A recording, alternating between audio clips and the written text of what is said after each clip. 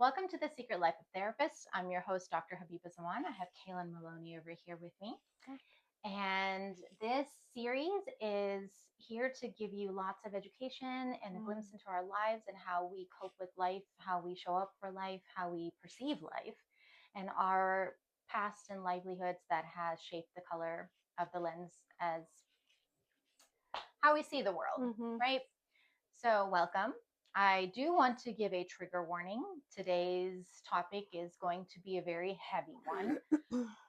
We will discuss trauma. We will discuss suicidal ideations. We will discuss minors that struggle with these topics as well and what leads them to that. So, this might not be for you. This one might not be for you if that's something that's going to be very sensitive. It is a very sensitive topic and it's going to be very heavy. So, move along or buckle up.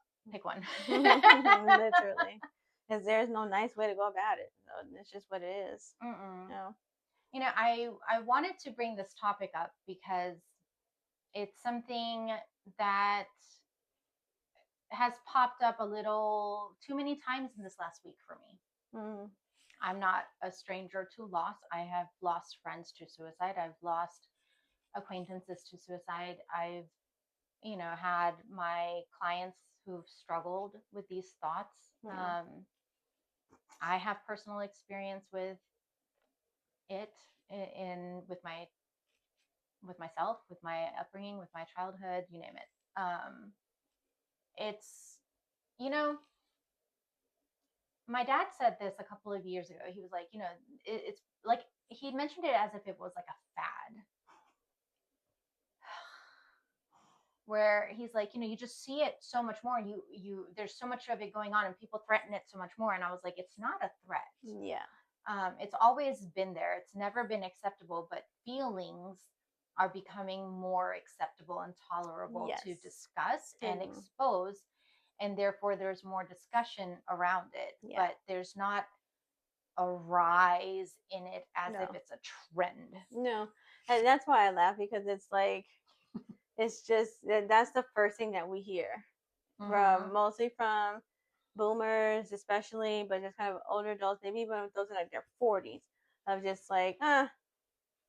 And it's like, when you think about it just for like a second, if you love your life so much, and because a lot of times they want to be putting themselves in the shoes that you're really not doing that, but whatever. You love your life so much, and then one day you just wake up and you want to be dead. Where do you think that is going to happen? It was a choice. You know what I'm saying? Like, how does that make, it doesn't make sense, because that's not how that works.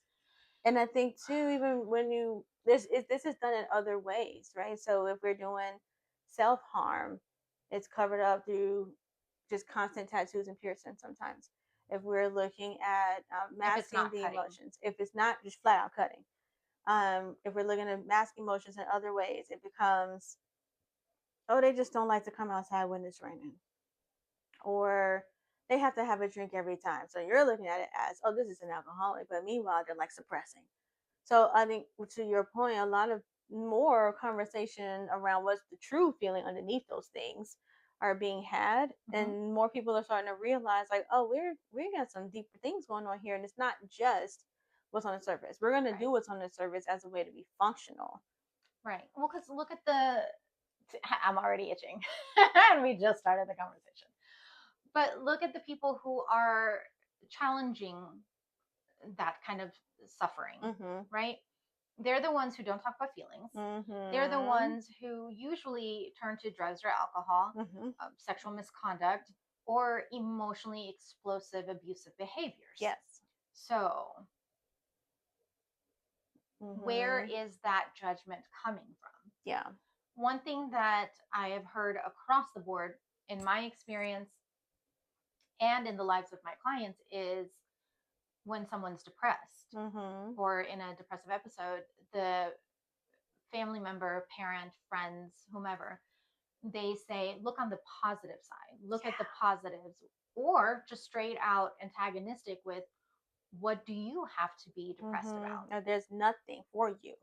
Right. There's not even a question a lot of times. It's just flat out, you have no reason to be here. which is just adding to the bucket of depression.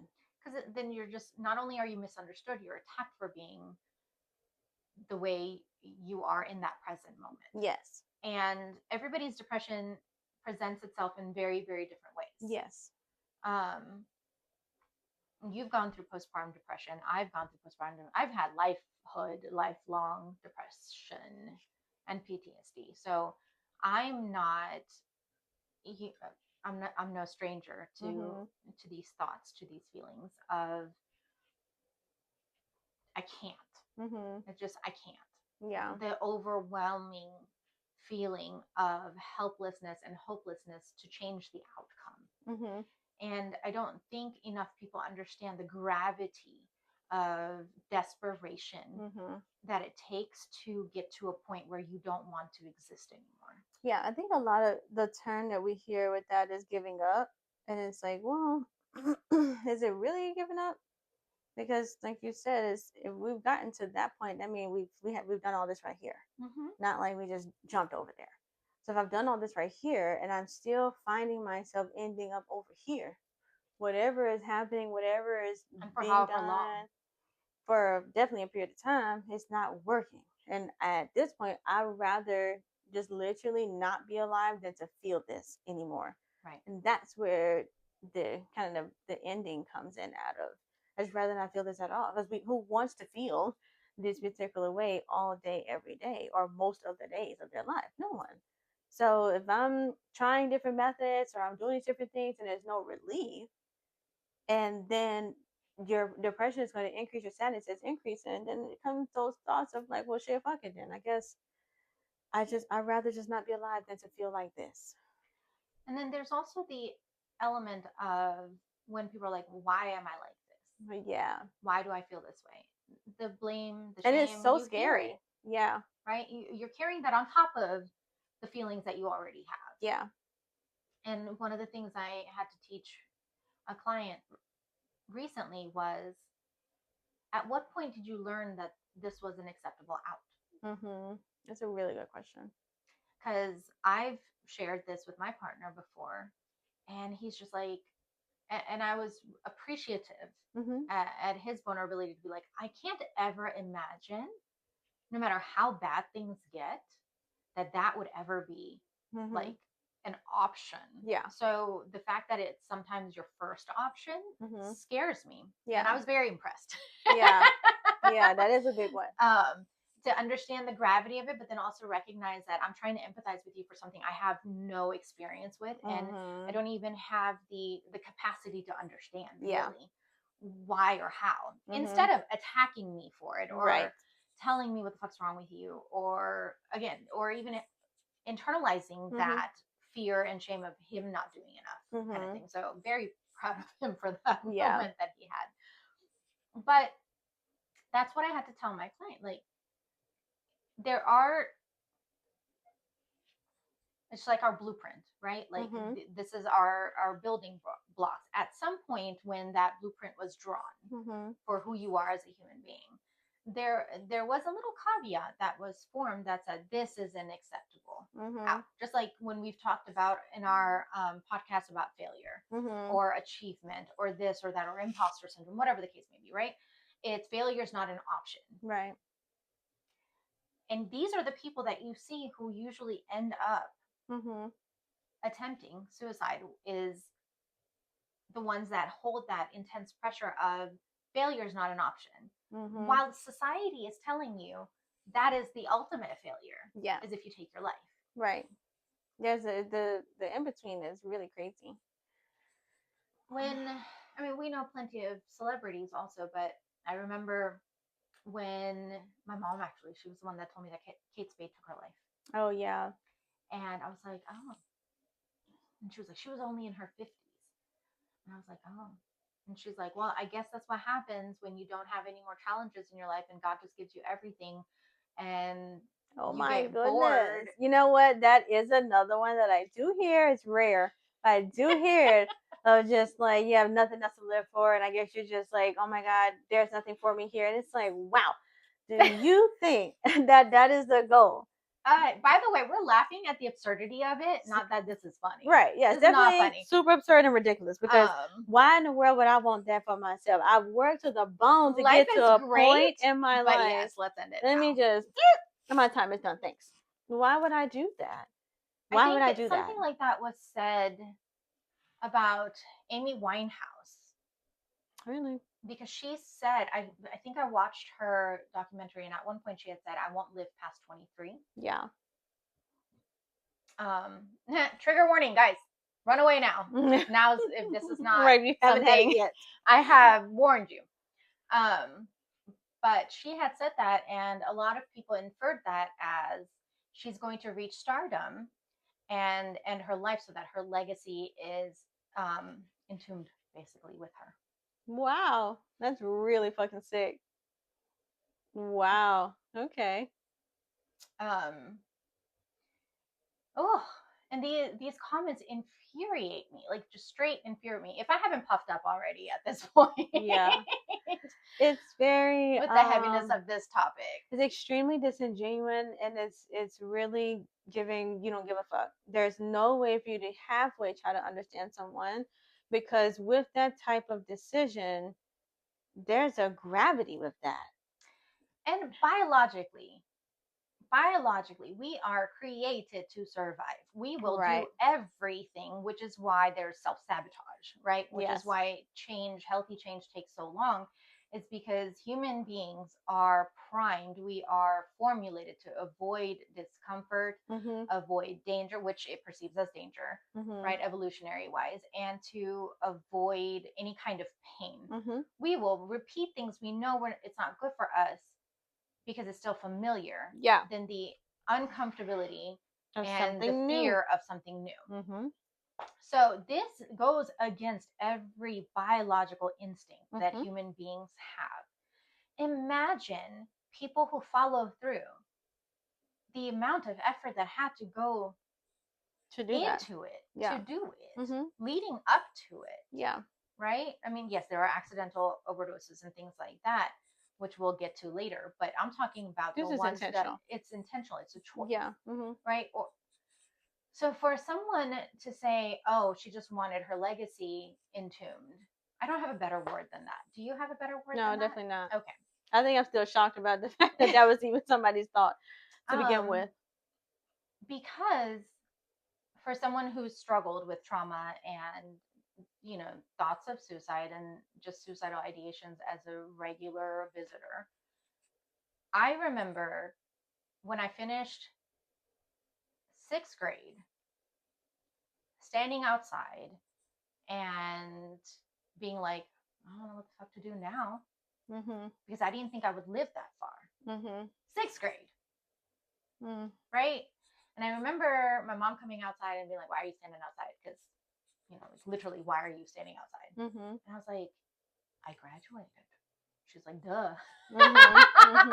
Which, again, for someone who doesn't understand that, right? She's like, "Yeah, obviously, 5th grade done, 6th grade done, you graduate, then you go to middle school. Like, what am I missing here?" Right? And I was like, "I just didn't think I'd get this far." And she was like, "I'm not having this discussion with you. Get inside the house."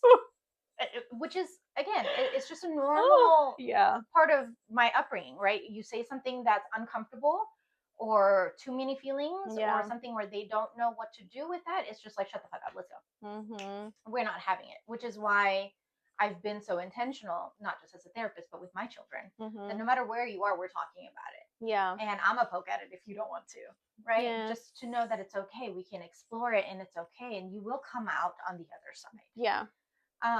So for someone to say that by 6th grade, and this was before I met my school counselor in 8th grade, because she was the one that was like, "Whatever it is, we'll pass. Just hang on for another." So I was already there. Yeah. That depression was already there. Yeah. That hopelessness was already there. Yeah. Could I identify it? Of course not. Right? This was just who I was. I was just moody and difficult and angry, or because I would shut down.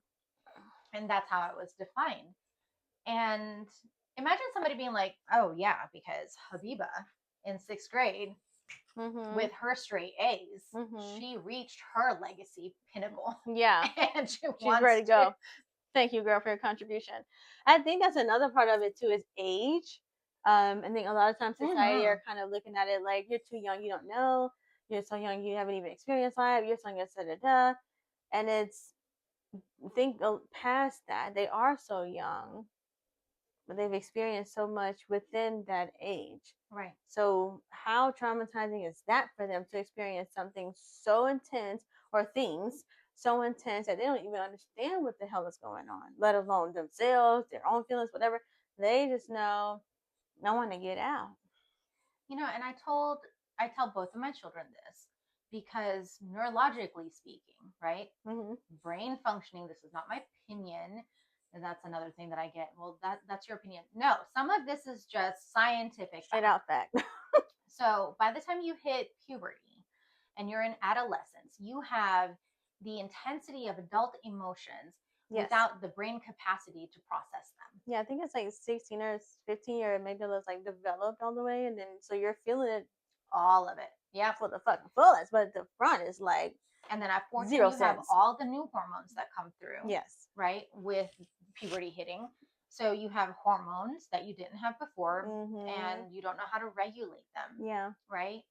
And then on top of that, you have the intensity, right? The essence of an emotion, what you feel physiologically. You feel, excuse me, very real. You feel anger, right? You feel distress.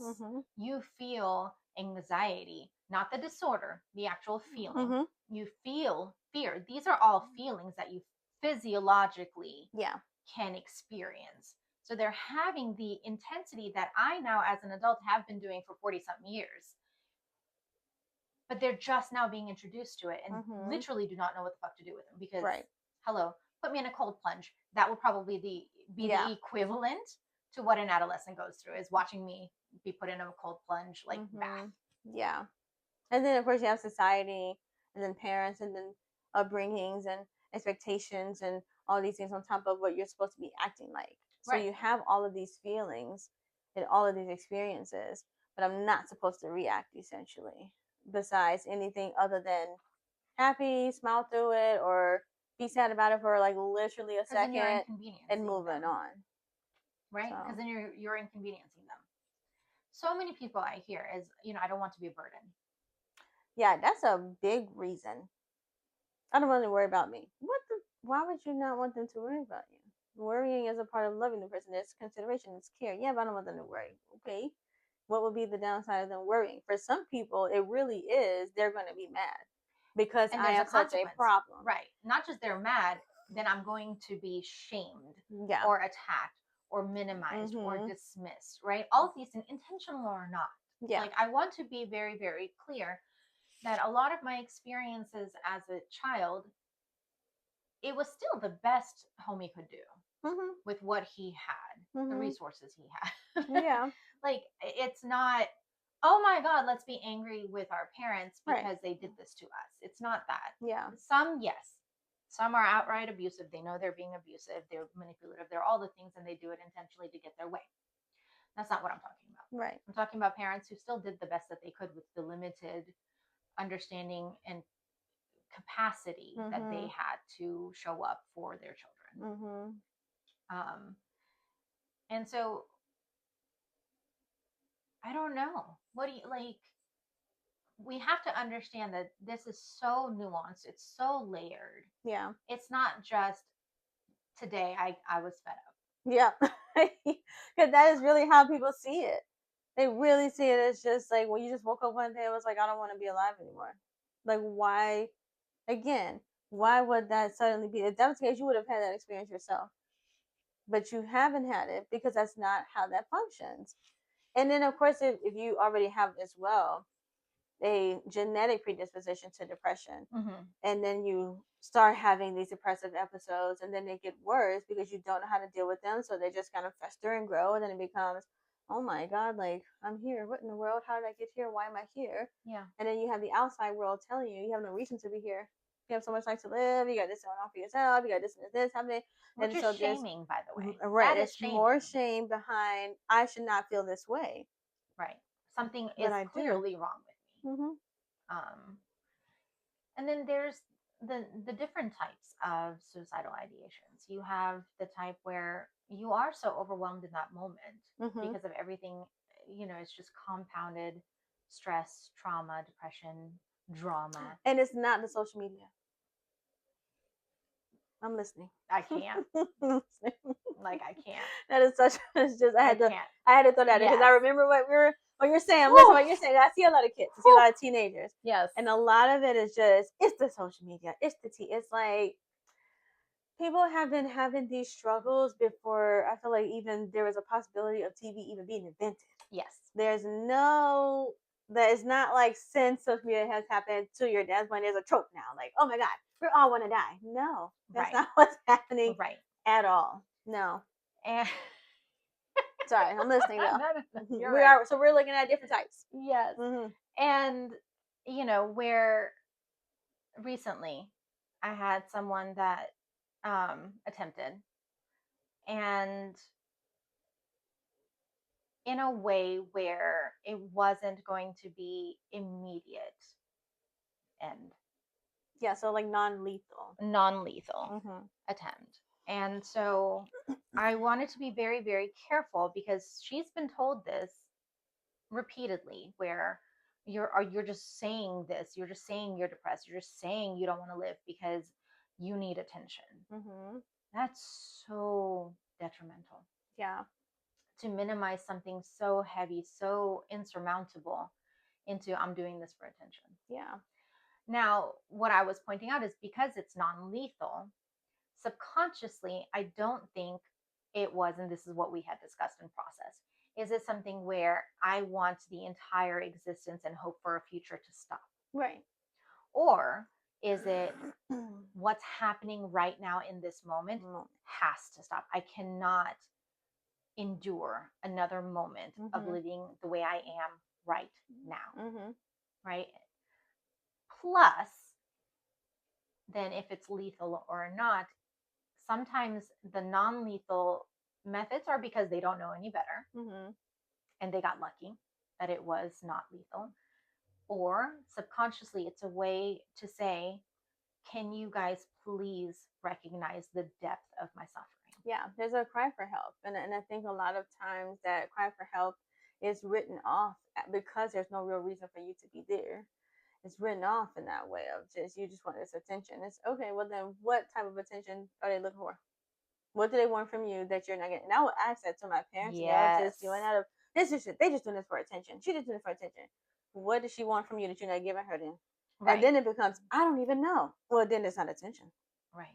So if you're feeling like you're doing everything you can in your power to give the child everything in the world, and suddenly she just want to be dead, that doesn't. Again, it's not adding up. And so then another part to that would be the self-harming.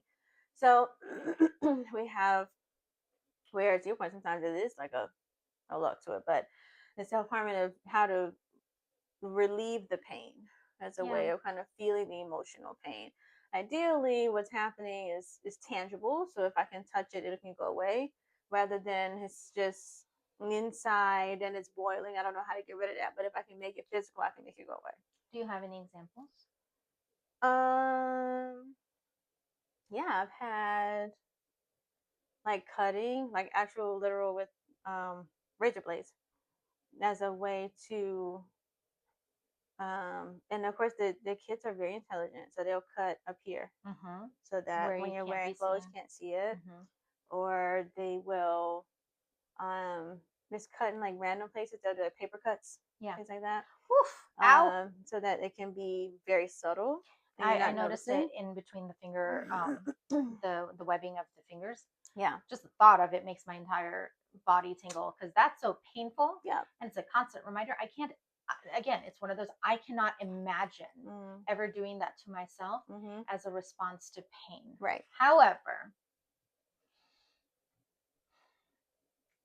I had to go to surgery after my second one was born because he just broke the baby box. Oh no. Altogether. And I had to have reconstructive surgery for the scar tissue and everything because I had an emergency C-section, but it wasn't holding. And the reason it wasn't holding was my body composition. And so they had to extend it. right? So that, because it was splitting open, which is a whole nother thing, because I had a 3-year-old, right? So they're like, don't lift anything, don't do anything. I have a 3-year-old, right? For Not 12 really weeks. possible. 12 weeks. Like, Yeah. just getting him out of the SUV required lifting, right? And then, of course, he's 3, so he throws himself at me, kind of thing. And so whatever, it was splitting open. And I remember I actually told someone about this yesterday, that I couldn't go under because I had no one to take me or pick me up. I was married at the time. My dad was in Bangladesh, so he couldn't, and my mom said she can't drive the length of wherever I would have to go. Awake? Oh my God. So I said, just give me a local, and they were like, bitch, you crazy. But I was like, it is what it is. I have to be able to pick them up and then take them to swim practice after having surgery, where the incision is going to wrap around my hips. Right? Yeah. Wow. But what other choice did I have? Right? That's what was needed. There's an option, so I'm gonna go for it. And I did. And I remember that the first side I didn't feel. The second side, he was halfway through, and you can actually see it. I showed it to the person yesterday, where he had to stop to give me more anesthesia because they didn't give me enough. And I was like, I feel it. And they're like, you shouldn't be able to. I was like, well, I do. I feel it. And then he's like, okay, give me a second, right? And I went into shock. So he was like, yes, she does. So I started like trembling and stuff, but in my head, because I was trying to dissociate, I was like, you're great, you're fine. They're about to. It's coming. You're good. Gotta get back to them babies, right? Talk about survival mode. It's ridiculous. Now I look at it, I'm just like, damn. Talk about actually accepting the love you think you deserve. Yeah. Fucking hell, right? At this point in my life, never would I have ever accepted that. However, that is just what it was at the time. Yeah. That's who I was. That's where I was. That was my life at that time. Very much survival mode. And then I had to stop and get gas on the way home. I think it's just the fact that you continue to try to live your life normal. Like, you didn't just have a major surgery. I have like bandages and all of that. I lied and told them that I had someone picking me up. Oh, okay. Because you can't put on a seatbelt. What are you doing? That's probably why they make you sit your ass down now until somebody come up in there. Yes. Oh, okay. Because people like me. Probably. That's cool. And I stopped to get gas, and I remember it so clearly, even though this was 12 years ago. I was like, this is why people cut.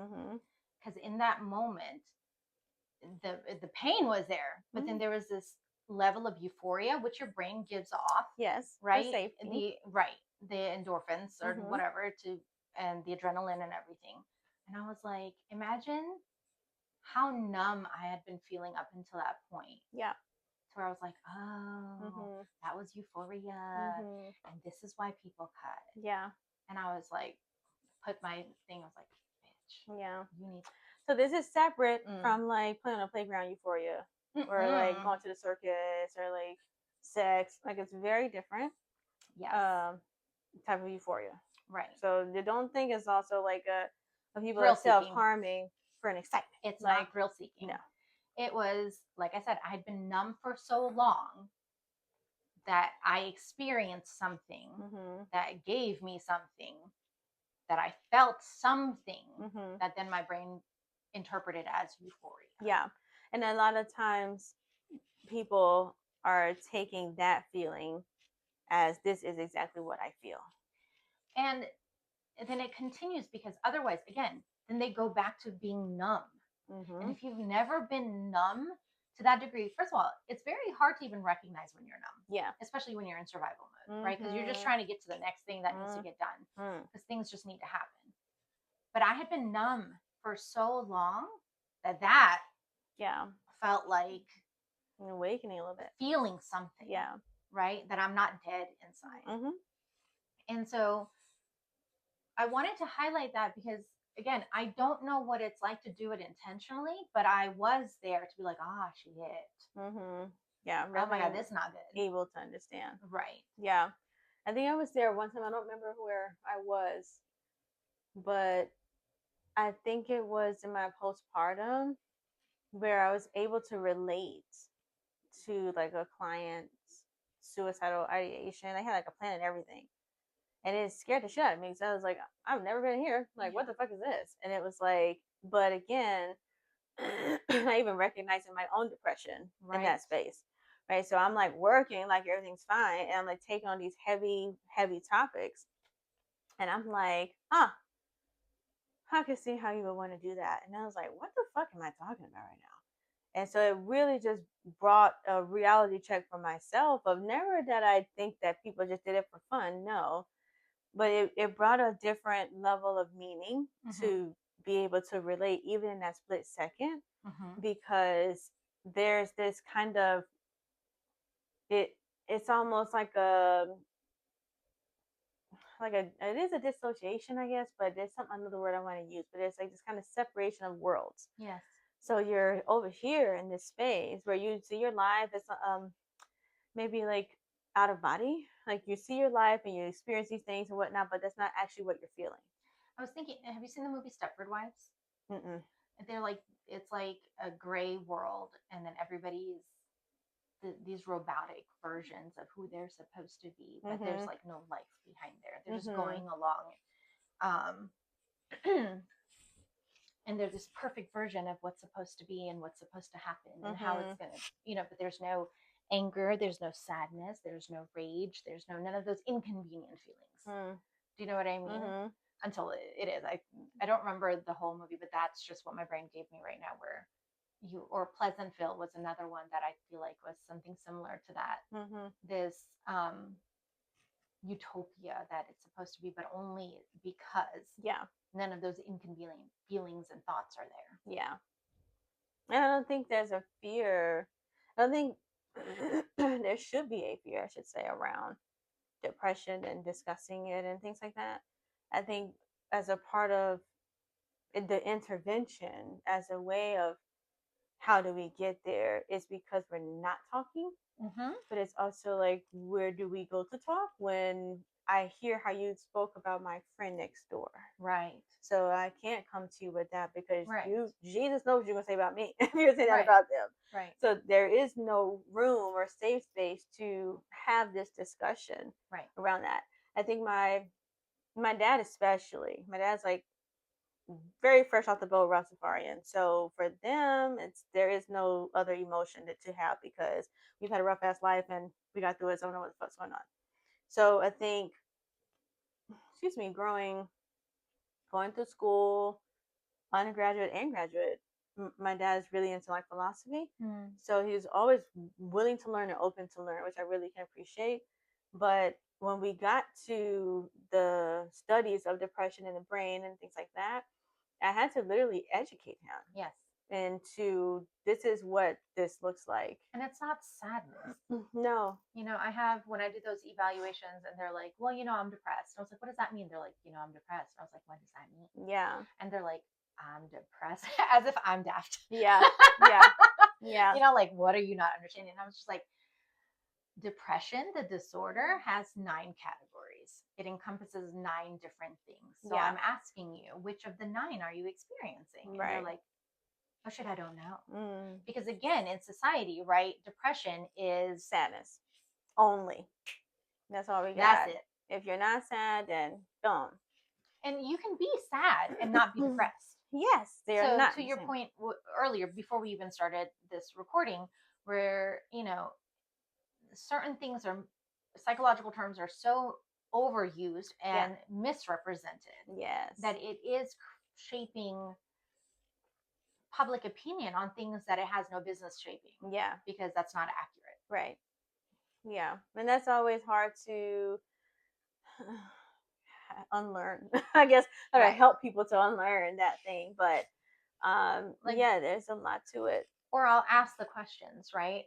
It was hilarious because my PCP was like, how do you feel about doing things these days? I'm like, girl, I'm too tired to do shit. She's like, every day? I was like, yeah, pretty much every day. Girl, that was me. She's like, so what about, how's your sleeping? And I was like, I never sleep well. That's just PTSD. And she was just like ever. And then by the time she got to the third one, where it's like, how's your appetite? I was like, are you doing the PHQ-9?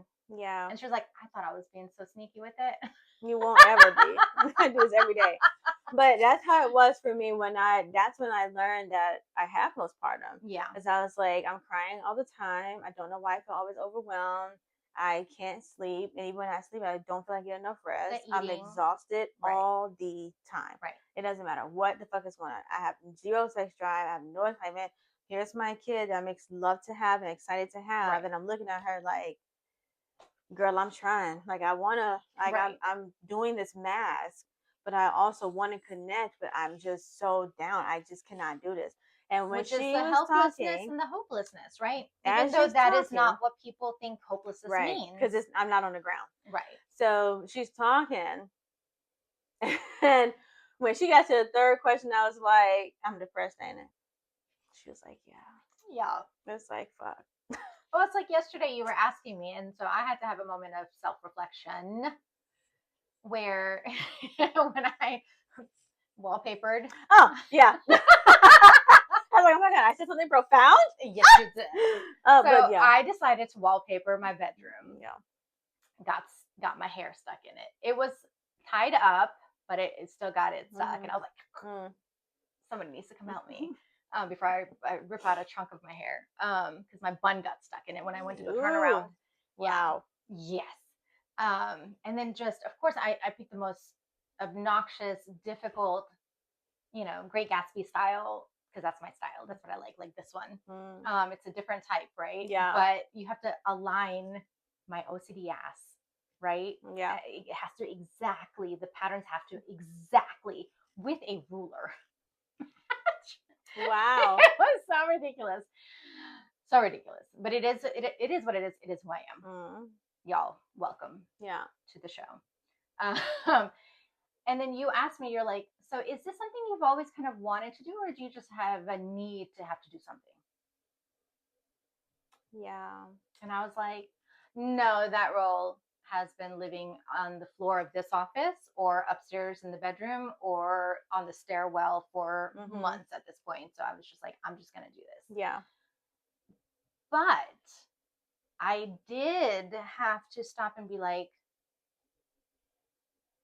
are we on, super go mode? Yeah. Because here's another depressive episode and I'm trying to ignore it and pretend like it don't exist. We're in a fix its face. So just, if I do this, I'm good. Or is it something else? Yeah. Mine was spring cleaning. That's what I do. Right around this time, every closets get cleaned. I just need a new revamping of everything. That's just who I am. It's just what I do. So, but I had to stop and ask myself, because I will so easily get into another depressive episode, and then I push harder, right? Yeah. Because I'm tired. It feels like, the way I described it to another one of my clients is like, you're in the ocean, you're going against the current, and you're trying to run in it, but you can't. Like, you literally can't, right? Like, it's that heaviness, that pulling you back, that pulling you under. So then I overcompensate by doing more. Yeah. So I can prove to myself that I'm not struggling. It's almost like this practice that we're taught of, like, well, you haven't tried hard enough. Like, what? If you're down, that's because you keep sitting here. Like, get up and go do something. It's like, okay, that's cool. I have heard that, where elders have said it's because kids these days don't have enough to do. Yeah, it's so interesting too, because even as a kid, like running around outside, and as I'm playing tag with my friends, as like 9-year-olds do, 8-year-olds do, super fun, bright and sunny. My mom's at work, so I could like sneak out and play tag, like I'm having a great time. And here comes my abuser, right in the corner. So it immediately traps me. So like, yeah, I'm having a great time. There's no, of course, electrons and shit like that. No kid won't have none of that. So I'm outside because that's what we did at the time. And we were just, being kids. So it's not so much of like, you ain't got nothing to do. I have a lot to do. I had a lot to do. I played the cello. I had friends in the neighborhood, friends at school. I had friends everywhere. You played the cello too? Yeah, girls, at my daddy house right now. Me too. Mine's in that corner. Oh, look at that. Look at us. Look at us, guys. Yeah, I've been here for 5 years and I didn't know that. Yeah, I did start my lesson in elementary school, 5th grade. And that was because I was the smallest kid. And I was like, I'm the biggest fucking instrument on you hoes. And I could not do the bass because I was so short. That was the only reason why I didn't get the bass. So I did cello instead. But I love my cello. I got stuck with the cello, and I love the cello. That was my fave. But they were like, I wanted a violin, and they were like, no, we don't have any, but you need to play a cello because you're the last person to show up. I didn't come the day. I wasn't at school the day they had the orchestra teachers gave out who's going to do what. So I just got stuck with it. And it's my favorite instrument of all time. I love the sound, the deepness, the richness, the hummingness of it feels really good. The vibration as I'm playing. Yes. Anyway, sorry. So right. So yeah, I have all these things going on essentially, right? So, and I'm enjoying all the things, obviously. And yet, here he comes, trapping me. Bam. So it's like, and then there's no getting out because as this little person, I think I was like 50 or 55 pounds for a long, like into middle school. I was always very small. I ate the most. I was always very small. My intelligence was just always super high. So here's this 13-year-old like running around this corner. Like, where am I going to go? So I'm out here trying to have a good time, but I can't move. And I think a lot of times when we're thinking of trauma itself and like even how do we get to this point of suicidal thoughts or even attempts, I cannot move. I can't get out, and I want to get out, but I fucking can't. So at this point, just literally kill me because I don't want to experience this ever being again trapped. or anymore being trapped. And so whether it's you're trapped by emotions, trapped by trauma, trapped because we're actively living the trauma sometimes, we're just in it, or physically, we're just in it. So I need to get out. Right. So I'm now looking for this, of course, most painful way, which is why we have lethal ways, right, as a subset of suicide, because the lethal is painless, right? So we're just gonna do this and be done. But it's painful. The experience is painful. Having to live through depression is painful. The whole thing is painful. And I think it's when you're young, you're too young, you don't know shit, and when you're older, you've lived a life, you're tired of living. Like there is always something with something instead of what are you going through in real time that has you to this point that you feel so stuck or so trapped that your only out is to literally come out of yourself. Right. That needs to be the discussion. Right. Versus you don't have nothing to do, you're on social media all day, you're sharing to this, you're all these dismissive comments. And all of them. Because that just, it does add to the depression and the shame and the suicidal thoughts, because now I feel bad for feeling this way, which makes it even worse. It's like, well, damn, I really need to be here now because I have no reason to feel this way. So now I need to just not be that person that's bitching and moaning about things. And to reflect on the people who are saying these things. Yes. Right. And I'm only talking about, because the messenger is important. Right. I'm only talking about the elders. Yeah. Because that's a different generation.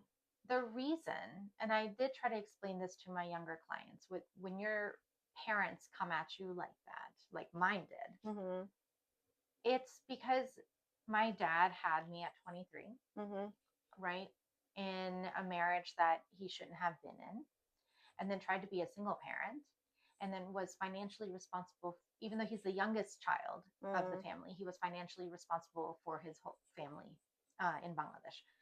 So he had all of these people that relied on him.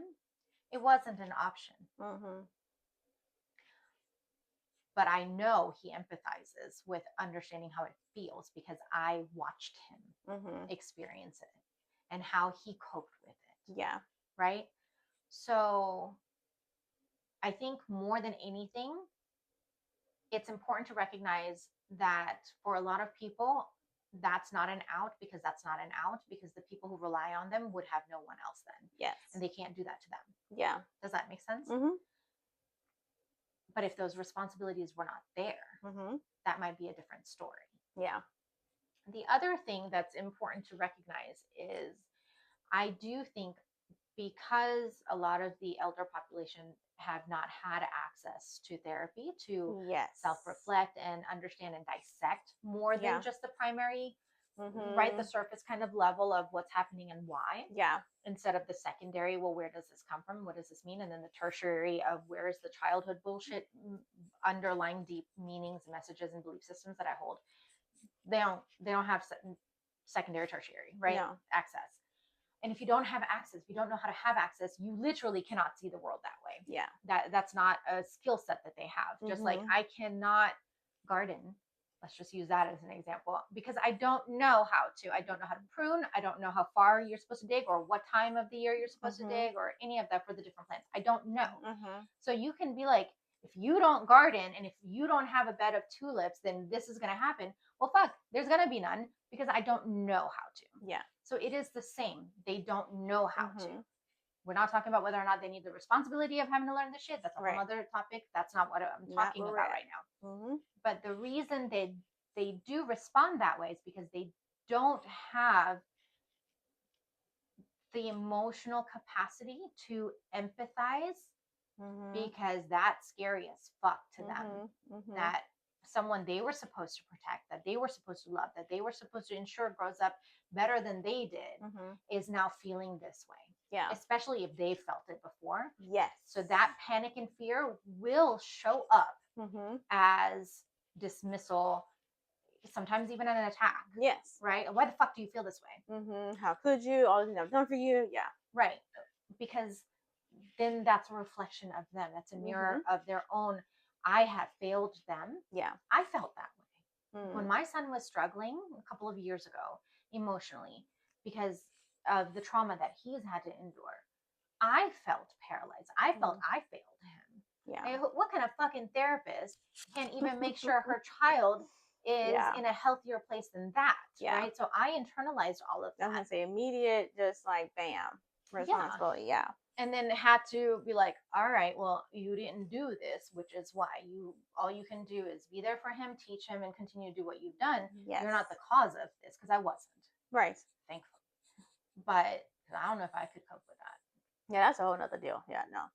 So recognizing and understanding that sometimes they respond the way they do because it's petrifying for them to witness their child feel so down and lost and helpless. Yeah. Not okay. Not saying it's okay. Yeah. Not saying they don't need to learn these things. But that's a whole nother generational thing. Yeah, I think just bringing more understanding to where their perspective is of like, why are you guys here? Why can't you see this other side? Yeah. You literally don't have the capacity to do it. And I'm not talking about abusers. Let's be very clear. Also, no, not that. I'm not talking about. I'm talking about the ones who genuinely love and care about you, that didn't cause the harm, who might dismiss and shame you because they don't know what else to do, because they can't cope with what you're going through. Yeah. Not the ones that's causing you to feel this way. Right. And I think the people the elders that are in that space, they don't know what to do, because they also really just live their life as, we just got to suck it up and go. We got to set up and go. And so with that point, they never had the space, or they never learned how to even understand their own emotion. And so with you going to them and being like, oh my gosh, I'm really having this day. Or the luxury of quieting down enough to have that self-reflection. Because they've been in that self-survival, right, for everyone else. They didn't have that luxury. For some people, it's like forever, like since childhood. They just that's all they know. Going. Yeah. So you come at them with something else. It's like, I don't know what this is, but no, we don't have time for that. We got to go. Those are the ones that can't find peace, because if they slow down enough, they have to face all of this, and they can't do that. So they just keep going. Yeah. And that's a hard thing, I think, as a therapist, when you've gone through and going through your healing, and you kind of notice that. Yeah. And when you see it in others, especially within the family, it's like, holy shit, this is why you've always been doing this thing right here. Wow. It's a bitter sweetness to it. It's bitter as in feel bad, but it's a sweetness because you understand. Yeah. But it's also just like, damn, you really are just there. And now that makes sense as to how I just kind of follow the same pattern. Yeah. And unfortunately, I also now have like certain feelings and stressors or whatever, and I do the same, versus recognizing that by doing the same does not fix the issue. Right. So, but that's part of your blueprint. Right. That's that automatic response. Do what I know to do, and until I know something else to do. Right. And then I change that. So, I think just being honest with ourselves as well, of when we have the intake forms, for you guys, and it asks you if you have like parents or family members that have mental health issues. That's important because there is a genetic component to it as well. So it's important that you know your family history as well, because while it might seem like somebody just popped up out of nowhere with having severe anxiety, they did not. Mm-hmm. So it's We also probably now have the words for it that they didn't 2 generations ago. right. So while it's looking of my grandma never left the house. So, okay. What was the concern? Oh, she just always felt like you would probably get hit by a car or something crazy. So she just never left. Your mama, your grandmama was probably looking at a girl for abuse. Yeah. And so she's probably just in the house. And y'all have adjusted because we don't have the words. Right. We didn't have the ability to get permission to learn anything other than this is what we're dealing with right now. You do the acting, you move it on. So, and it's not a label, but it is important to name something. If it is something, it's important to name it so that you can know what to do with it. Right. Otherwise, you run into that spiral of things that just happening. You have to put the name on there so that you can know what you're looking at. You can know what you're doing. I also work with my clients in understanding that having suicidal ideations is not the same thing as being suicidal or having a plan. Yes. Those are 3 different things. Mm-hmm. 3 levels of severity. Someone who's had complex trauma, someone who at some point in their life learned somehow directly or indirectly that this is an acceptable out, right? That might be just a thought that just, hello, there it is. Yeah, the light switch is on now. So here we go. Like, I'll have random ass thoughts. I think I told you about this. I'll be driving somewhere and I'm like, if I did this, this, and this, then I'd be like, and then, not actively suicidal. Nope. Don't have a plan. Intrusive. Don't want to end my life, but that is just a random intrusive thought. And to not put too much stock in that. Yeah. Yeah. That's just a glitch in the system. Yeah. That's a really good way to put it. Because it literally is that. Sometimes it's just a little bloop. It's like, oh shit. And then you can let it be. You can let it go. Because it doesn't, like you said, it doesn't automatically mean that that's definitely where you want to be. And it's just like the brain is going to do what the brain is going to do. Now, yeah, I mean, we do things that can make it worse or whatever. But for the most part, if it's going to blow up, and that's why it's called intrusive thought, because it's just in there. But, and not holding on to that, I think it's really important. That's a good one.